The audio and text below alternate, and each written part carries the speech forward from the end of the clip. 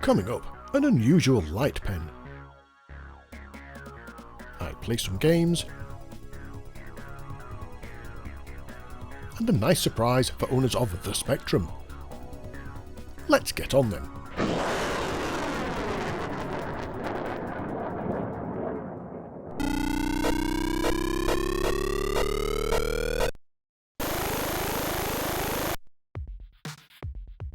There have been a few light pens for the Spectrum. Probably the most famous is the DK-Tronics version, something I have yet to review. There's also the Datapen Light Writer, reviewed in episode 37, and the Trojan Light Pen, another yet to be reviewed. And then there was this oddity, the Datapen from Microtechnology. Why is it odd, you ask? Well, the main electronics are not in the interface as with others, but in the pen itself. Let's have a look in the box first. It's an unimpressive box, and inside we have a ring-bound manual covering setup and use, a tape containing several programs, the Datapen itself and the interface, an interesting looking device with a button near the middle of the weirdly shaped pen and a red LED on the end. The small interface fits nicely into the Spectrum, but does not have a pass-through port, and it also didn't work with my DivMMC, so I had to load the software the good old-fashioned way. And there's also this, a small black rubber ring, which we'll get onto later. The pen body is large, with a distinctive shape. The adverts make many claims, saying it has features that other pens lack. Reviews were limited to just Big K and Sinclair User. Big K didn't say that much that was not already in the adverts. However, they did note that it was usable in most light conditions. Sinclair User said it was one of the best light pens on the market, a bold statement. And before we get on, back to that small rubber ring. It's actually part of the package and the pen itself, and it's not something that's snapped off. According to the manual, it can be used to give extra accuracy when placed on the nib of the pen. I'm very surprised that this has not been lost from this set after so many years. On to setting it up then, and for this to work you obviously need a CRT television so the pen can track the raster beam to get its position. So once everything's plugged in, we can begin the test. On the tape are several programs. The first one is an introduction to the pen and how it works. Here you can pick one of three options, using the light pen. To do this, you place the pen over the relevant square and press the button. There are things on here like a musical score, which didn't work so well, but it gave you some idea of how the pen would work.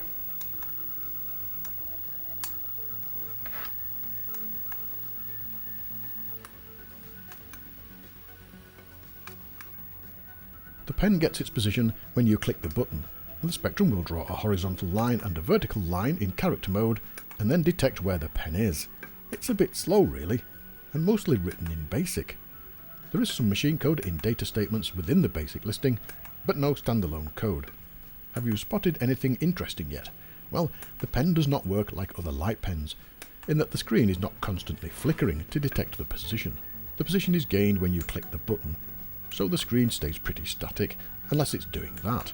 To help you, there's a red LED on the end as mentioned before, and this lights up when the pen detects something that it can get a position from, which is helpful.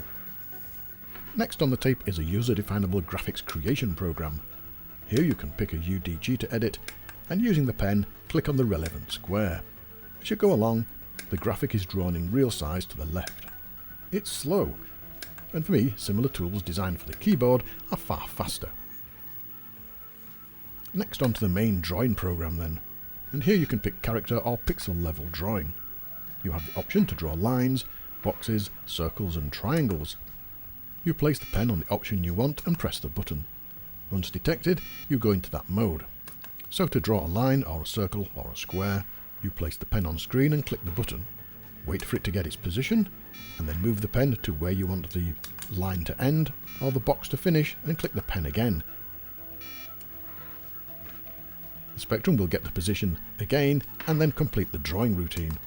It's all very long-winded and slow. If you need any help with the attributes, there's a useful grid option that will draw the grid on screen and then remove it. There's also no fill option sadly, and more importantly, no continuous draw or freehand option. I then attempted to add some colour, but this seemed either not to work or to be far too complex. You can change the ink and paper colour. The manual suggests though to use character mode to add colour that way rather than by line. You first pick the paper and ink colour you want to use by using the I and P text on the top menu. Each one will then cycle through the colours available. When you have the colours you want, you then switch to character mode, and then pick a character, and then add it to the screen near the line you want to change the colour of. Now, this might have worked if I could have found the space character, but I couldn't. At least I couldn't see one, and the pen never picked it up. So in the end, I had a screen full of character squares of different colours, which looked terrible and wasn't what I was looking for at all. The manual states if you want to draw complex images, use the user-definable graphics to design the complex things and then add them to screen, but that surely defeats the object of having a light pen. The pen had issues with accuracy, but this was down to two things. Firstly, the ambient light in the room, although the adverts and reviews claim it's pretty good with that. And secondly, it was the angle of the pen. If the pen was at a slight angle, which I'm guilty of doing, just so it looked good on video, then light could get into the nib, causing the location to be picked up incorrectly. The last thing on the tape is the 16K version of the drawing program, which strangely did have a small 55-byte machine code section to load from the main BASIC. You can add text easily, but very slowly. You select a letter, you pick somewhere on screen to put it,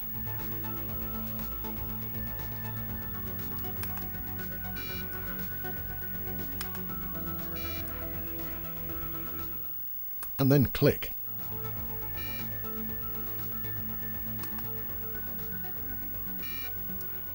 The general idea of how it works is good. It reduces the screen flicker and seems accurate enough once you get the pen nib flat on screen. The main problem here then is there's no freehand mode or fill options. And that's exactly what you want to use a light pen for. The pen is nice to hold, but I think it's let down by poor software. Overall then, good to get hold of one and try it out, but for me there are better light pens on the market.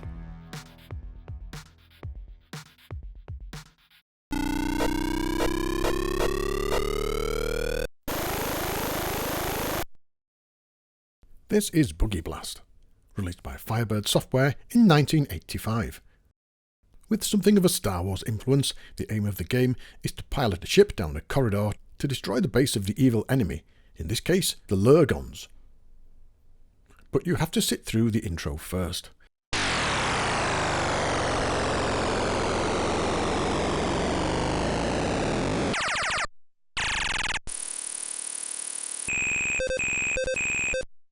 Before you can actually get onto a real mission, you have to go through some mission training, involving a lot of shooting and a docking sequence, at least according to the instructions.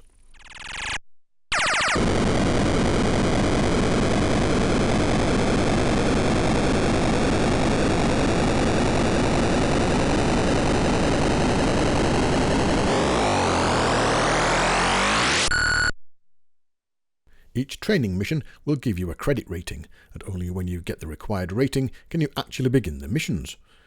And the training mission, like the start of the game, has a long intro.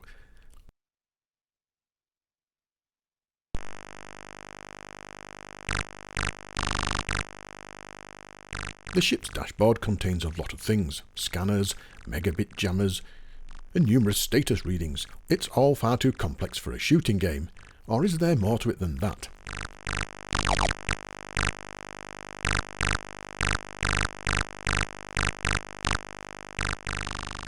There are 6 sectors to attempt, each having their own challenges, including one level with reverse gravity. The Lurgons have a defence system that includes helibombs, cannons and saucers, all of which you have to shoot. And so off you go.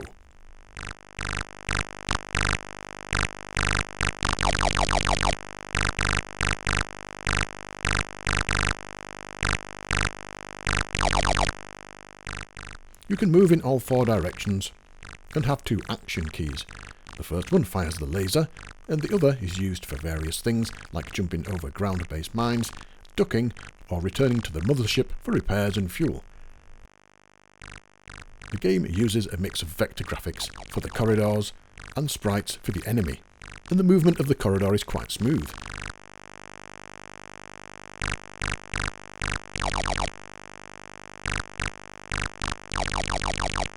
To complete each corridor, you have to destroy 20 Lurgons and return to the mothership. You do this by, obviously, destroying 20 Lurgons, but you get no count of how many hits you have, so you have to guess really, or keep a count.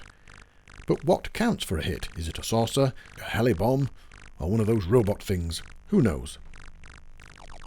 Pressing a secondary key in a direction will take you back into space to dock with the mothership. The docking sequence consists of the mothership floating around in front of you. You just line it up using left, right and up and down and press the secondary key. If you don't get this right, it vanishes into the distance and a Lurgon appears. Shoot this and the mothership comes back. I spent a bit of time on this and never really progressed beyond this training mission. It's hard to avoid the missiles in the corridors, and there are many times where you simply cannot move out of the way quick enough or get your gun in position to shoot the next one. The controls take a bit of getting used to as well, and I couldn't see an option to redefine them. The graphics are a bit blocky, but portray the action and sound is used well, in fact overly so.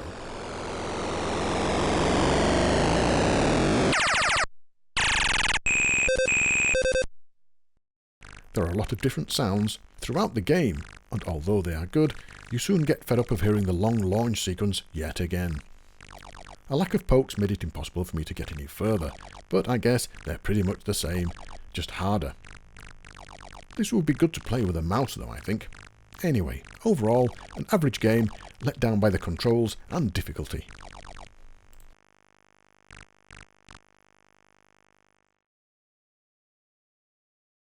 This is BC's Quest for Tyres, released by Software Projects in 1985. UK viewers may query the spelling of tyres, but this game was originally designed by Sierra Online in the States, so it remains. A simple line-drawn loading screen really should be better for 1985, and the instructions sound like badly translated Japanese. Can Thor save cute chick from hungry dinosaur? They go on to describe each section, with things like lava pits, rivers, a dookie bird, and a fat broad. Okay. The game was released on multiple platforms and based on a cartoon. Into the game then, and we get a continually scrolling landscape with Thor, a caveman, riding a unicycle. He has to jump over holes in the ground, very much like the arcade game Moon Patrol.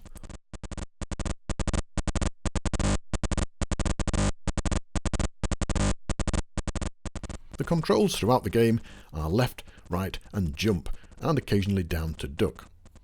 The graphics are large, but have little animation in them, and they could have been tweaked to add more detail. Suddenly, the sound and colour of the sky changes. This must be the next level then, but there are no other clues.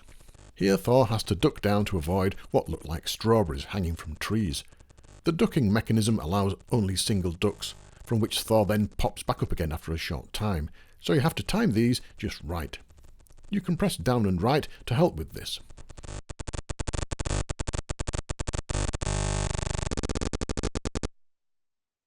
Then comes what looks like bars of gold on the ground, more jumping and ducking mixed together.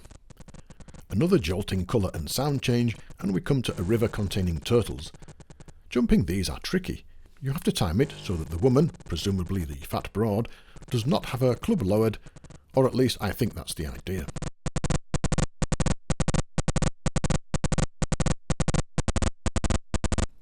Onward and hills then, with embedded rocks and rolling rocks.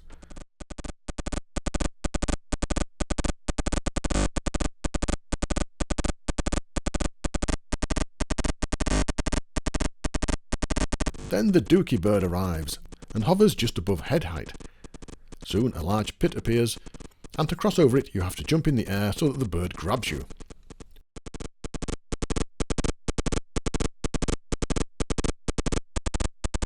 Down the hill, avoiding falling rocks that I assume are from the volcano mentioned in the instructions, and another jump this time without the dookie bird. And it's onto the river and more turtles. Here the timing is around the dinosaur popping out of the cave. As the game progresses, it does get harder, and although the controls are okay, I found the use of the up control to jump doesn't feel natural. Into the caves, and here you use the duck and jump mechanism again before we complete the whole game. Sound could have been much better. And once you complete the game, there's no return value in playing it again. An interesting release, on license from Sierra Online, but one that doesn't feel complete or have any lasting appeal. More could have been done with this character to add variety. As it is then, a mediocre game.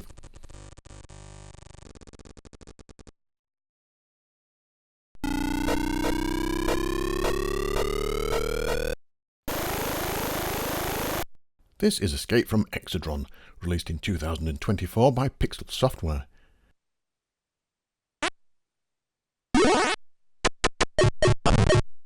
Trapped on the planet Exedron, you have to find enough batteries to power your ship so you can escape. To do this, you'll need to use keys that unlock other areas and collect the batteries. Written using the Chirira engine, the game has some really nice graphics and a control system similar to Jetpack.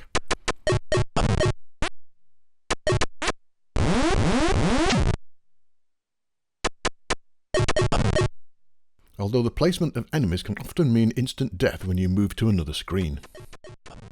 The movement has inertia as well, but for me there was a little bit too much of it, meaning control can be tricky. Once you get used to it, it becomes a little easier.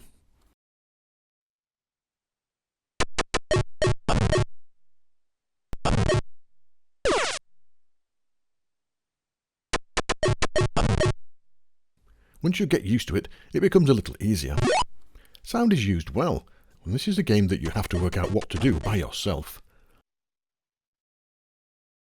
What is a key? What is a door? And what is a battery? Once you know this, you can at least make progress. There's also confusion over scenery. The graphics are great though, but can often hide a route out of the screen. The cyan girders do not block your way, and a few screens in, you think initially there's no way out, but there is.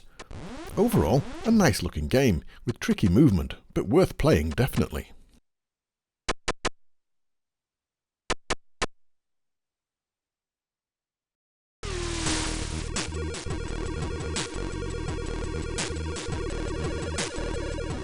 This is Ziona Quest, released by I Am a Creation in 2004. Excellent presentation here, and the game takes the platform variant and adds a lot more things.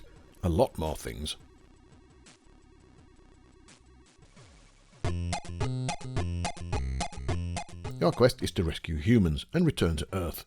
To do this, you have to perform several linked tasks in order. First, you collect a rock from the top right hand of the screen, and then make your way to the bottom to throw it at the television, which will release its core.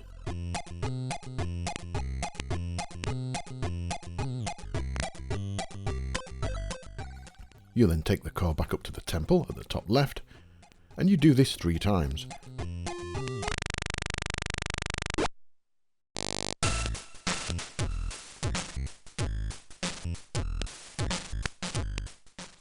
You will then be given a truth bomb. You take this and drop it near one of the humans. They're one of the white characters walking about slowly. Although they are fellow humans, you can't make contact with them other than drop a bomb in their path. The same thing can be said for the red angry guy going around shooting lasers at you. You can avoid the humans by going into a roll, which is a nice touch. However, this won't work with the red guy.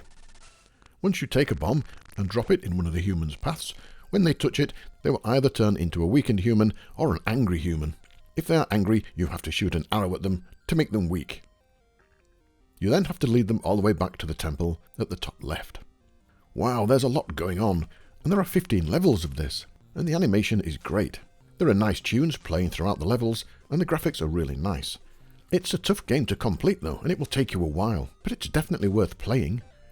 You can get the training missions for free via a download, and if you really enjoy it, you can buy the full cassette release.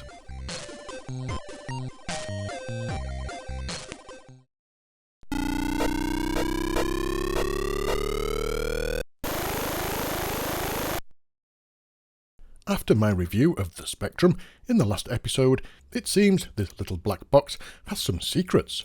People have been poking around, and so far 6 games have been found that can be unlocked and appear on the carousel.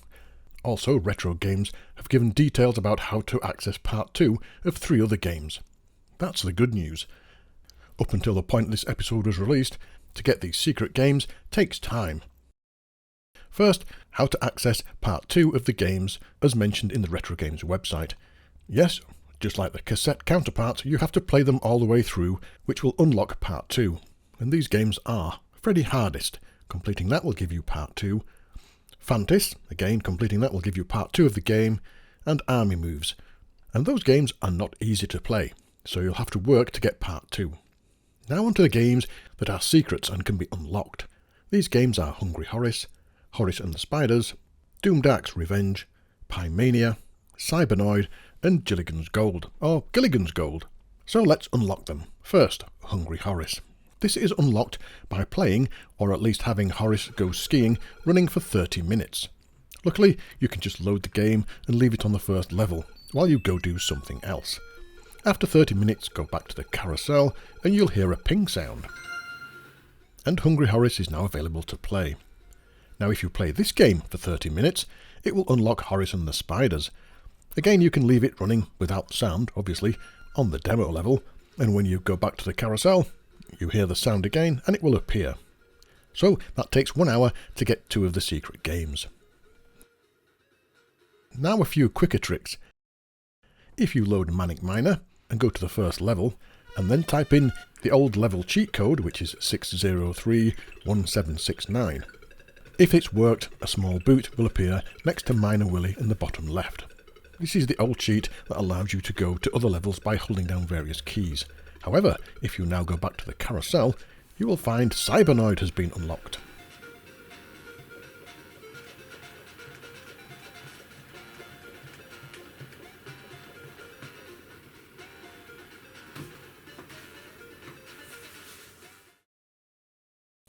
And for another quick unlock, load The Hobbit and type save into the prompt. Back to the carousel and you'll find Pymania.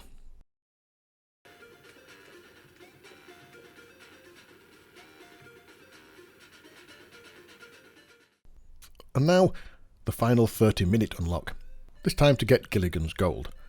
To get this, you play Technician Ted for 30 minutes, if you can stand it. I just left it on the intro screen and turned the volume down. Sure enough, going back to the carousel, and Gilligan's Gold is available.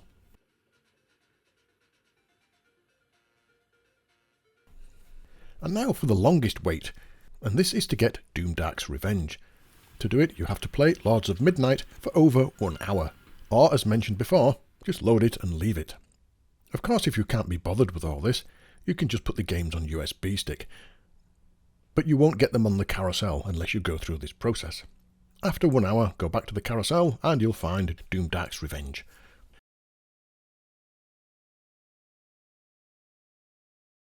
And keeping on the subject of the Spectrum, and there's a new firmware update, version 1.0.3, and this addresses some issues, including support for games that perform pre-scanline page flips or palette updates, keyboard tokens are allowed in the save command, and it sets the Kempston joystick as the default when loading games from USB, and a few more updates. The big question is, if you update the firmware, do you lose the secret games that you've previously unlocked? So I tried this. I unlocked Hungry Horace and Horace and the Spiders, did a firmware update, and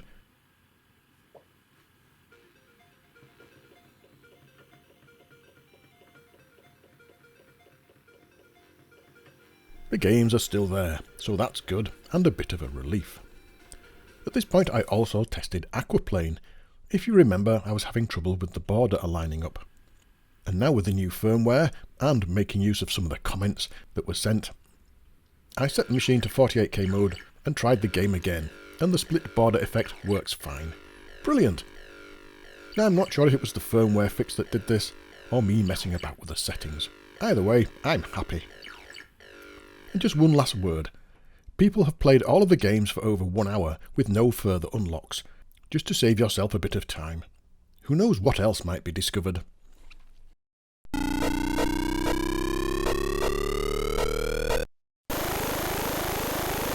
This is Timebomb, released by CDS Microsystems in 1984.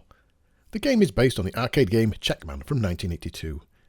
The aim of the game is to defuse 6 bombs by guiding Cedric around the screen and avoiding a number of enemies, including some boots on later levels and skulls.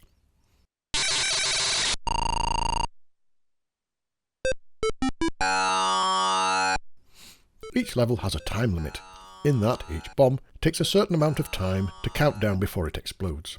And Cedric can only move on the blue squares, and when he does, those squares vanish.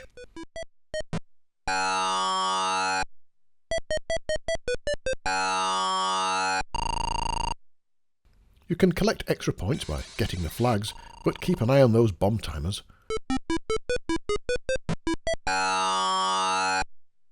To add more things, and hopefully help you, you can scroll the blocks left or right to try and get more blue tiles.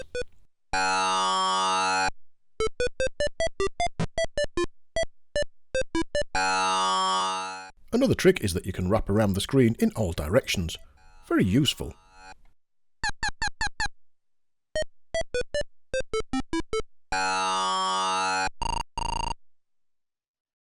The idea is simple, as are the graphics, but they do their job, and movement is in character squares.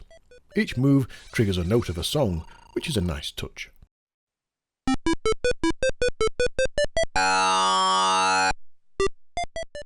Sound is good. Apart from the musical notes when moving, there are some good machine code effects for things like collecting flags and bombs and dying. Gameplay though is tricky, and initially the options on the intro screen did not work, apart from S to start. I could not switch to joystick control or change the difficulty.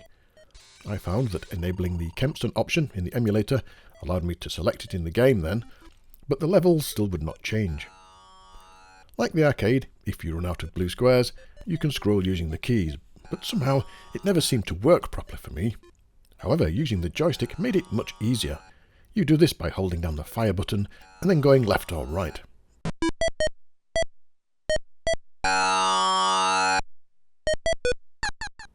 Overall, this game could have been better, with inputs working as they should.